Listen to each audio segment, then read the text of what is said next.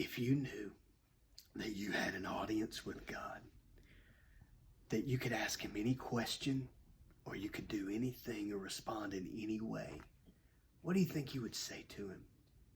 I know there will be a day where we get to see him face to face, and we'll get to worship for all eternity. But in Job's life, in Job chapter 10, Job comes to the end of himself and says, if God was my audience, if I had a moment with him, this is what I would tell him. And he then gives a chapter-long discourse on what he believed God needed to hear from him. Notice what he says.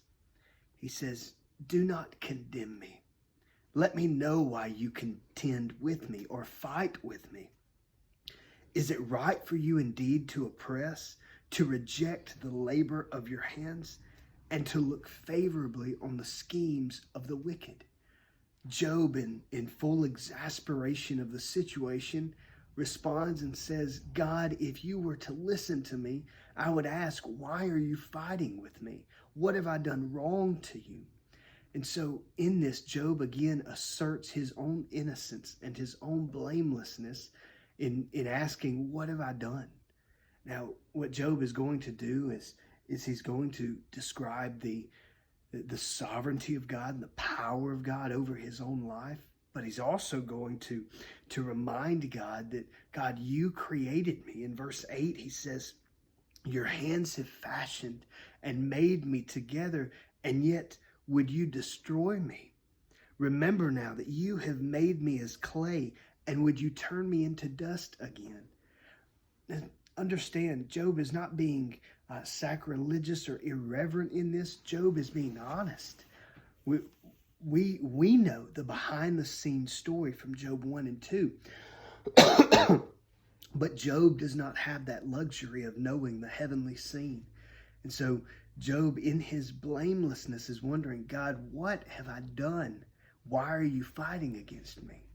Now, as we examine Job's heart, you must see that the response of Zophar, this third friend in chapter 11 that comes to Job.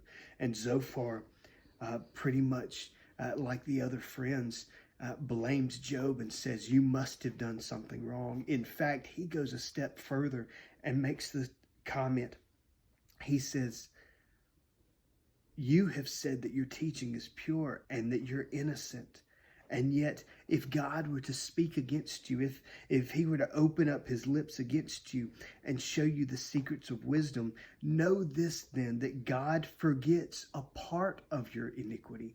What Zophar says there is, you're actually not getting the full weight of the wrath of God. You actually deserve worse than this.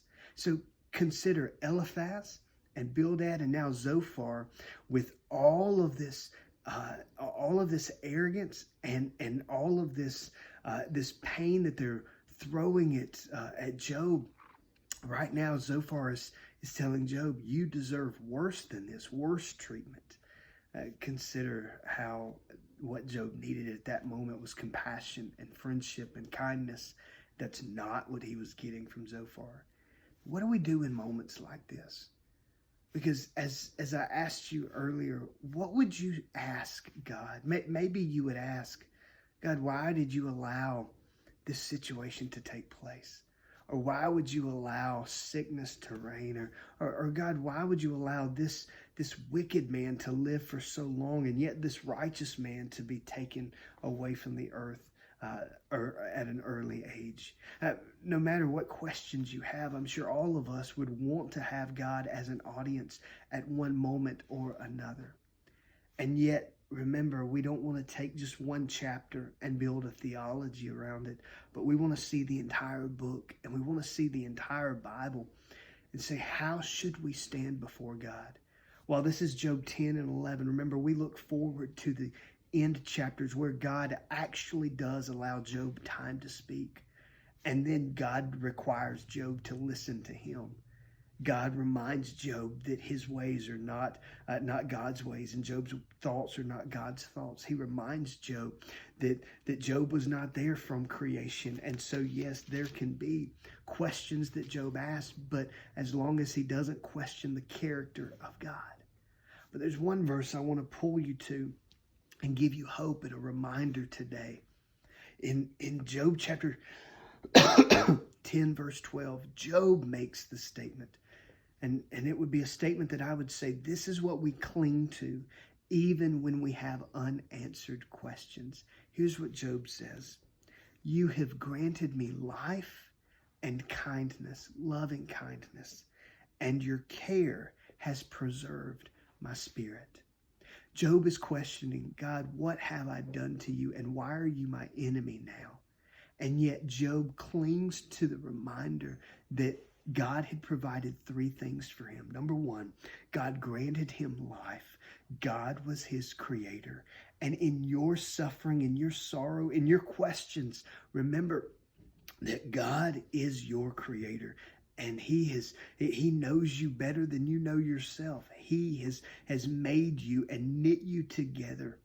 And then he says, and you've provided not only life for me, but loving kindness. You've provided favor, grace, mercy. You've provided a chesed love that cannot be taken away. And so in this passage, we see not only the creation of God, but that God is our sustainer, that he really does sustain us, hold us in the palm of his hands. The Bible constantly reminds us of God's love for us, that right now there's nothing that separates you from his love, neither life nor death, nor angels, nor principalities, nor things present, nor things to come, neither height nor depth, nor any other created thing. And so in that we trust that God created us, that God sustains us, but he goes one step further. And here's what he says.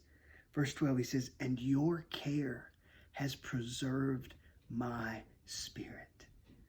Job reminds God that you've not only created me, you've not only sustained me, but you have visited me with your care and you preserve me. This is a reminder, and in fact, it points us to the greatest promise that Jesus Christ would come and save our souls. He would preserve us. He would save us and hold us even when we are faithless. He is faithful. He says, your care, your intimate knowledge and understanding of me is because you created and sustained me, but your intimate care is because you are with me. Now, Job would cry out at the end of chapter 10. He would say, this I have, withdraw from me, or cease, stop. He pretty much says, God, leave me alone if you're my enemy, if you're doing this to me. But what Job did not understand at that moment is that God's presence and God's care for him was the very thing that was sustaining him. Remember, God had allowed Satan to strike Job, and yet God put up his hand of protection and said, you cannot have his life, you cannot have his soul. And so where Job thought the separation from God would be for his good, it's actually the nearness of God that is our good. What does this mean for us? That in your bitterness, in your sorrow, in your suffering, in your pain, and in your unanswered questions, God's nearness is your good. And just like Job, there are things about our lives that we don't fully understand.